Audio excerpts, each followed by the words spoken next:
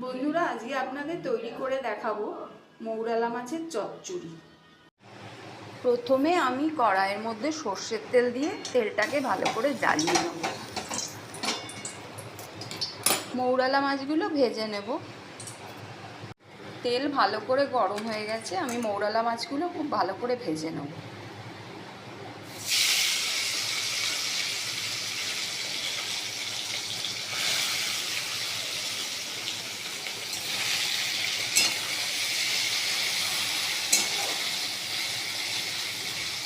গ্যাসের ফ্লেমটা একটু হাই করে ভেজে নেব।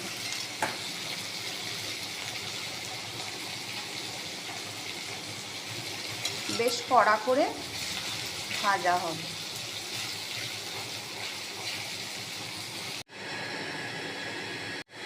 মৌরালা মাছগুলো খুব ভালো করে আমি ভেজে নিয়েছি। এবার কড়াইয়ের মধ্যে অল্প তেল আছে, আমি আরেকটু তেল অ্যাড করব।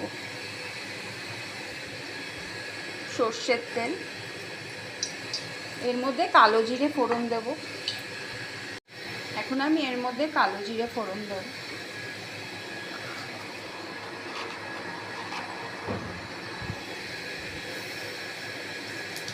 কালো জিরের মধ্যে অল্প হলুদ ছিল। এবার আমি 3টে পেঁয়াজ কুচি, একটা রসুন কুচি আগে থাকতে করে রেখেছি, লাল করে ভেজে নেব।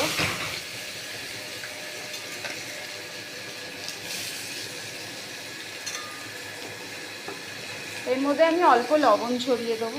পেঁয়াজগুলো লাল করে ভাজা হয়ে গেছে, এর মধ্যে আমি 2টো টমেটো কেটে রেখেছি, দিয়ে আবার নেড়ে ছেড়ে নেব ভালো করে।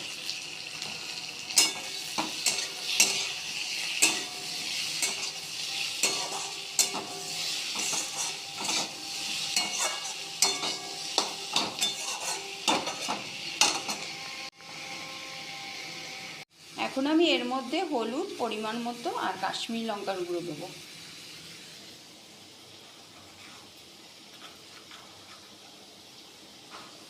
এক চামচ হলুদ,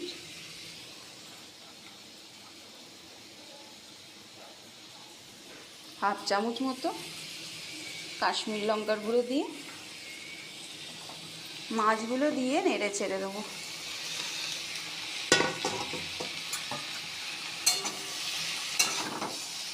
এক মিনিট মতো একটু ভেজে নেব।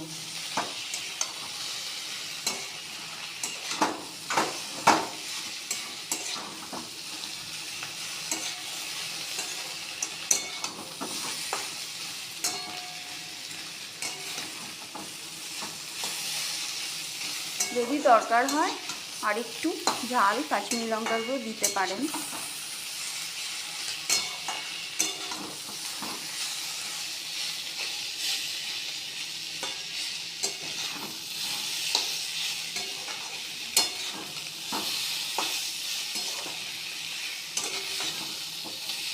খুবই পরিচিত রান্না মাছিদের।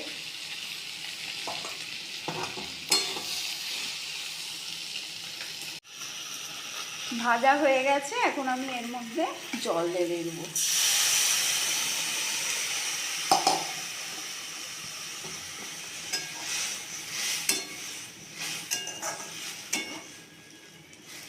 জল দিয়ে ফুটে উঠলে ঢাকা চাপা দিয়ে হবে মৌরালা মাছের চচ্চড়ি।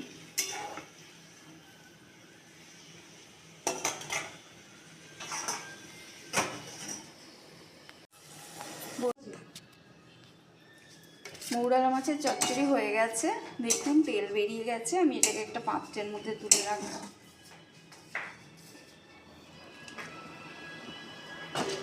যদি পছন্দ হয় রান্নাটা অবশ্যই করবেন, ভাত দিয়ে খেতে খুব ভালো লাগে।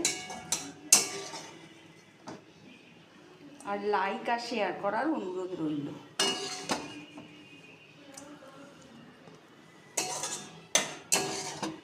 খুবই পরিচিত রান্না, তবু যদি পছন্দ হয় করে খাবেন।